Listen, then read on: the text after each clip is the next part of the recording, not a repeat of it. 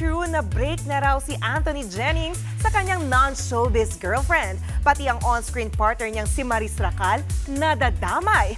Yan at iba pa sa report na to. Ayun na nga ang balita ha. Hindi ko naman alam, sana hindi totoo naman. Oo, kaka-break lang daw ni Anthony Jennings sa kanyang girlfriend.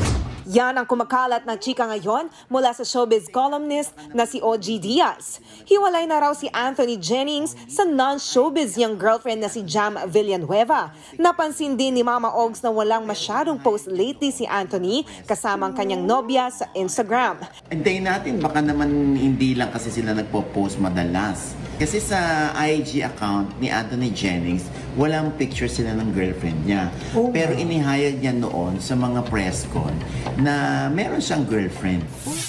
Last week lang nang intrigahin sina Anthony at on-screen partner niyang si Maris Racal dahil sa tila couple shoes nila. Kuha yan sa set ng upcoming mega serye na Incognito.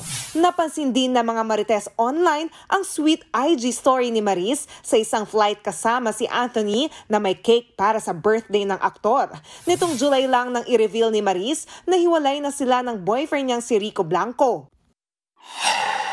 Isa pang pinagpepiestahan ngayon, ang litratong ito ni na Incognito star Richard Gutierrez at Batang Quiapo actress Barbie Imperial sa isang restaurant sa Rome.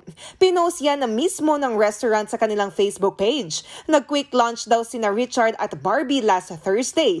Dahil dyan, naungkat na naman ng netizens ang chismis na mag-on na sila. Wala pa namang say sina Richard at Barbie kung ano na ang real score sa kanilang dalawa.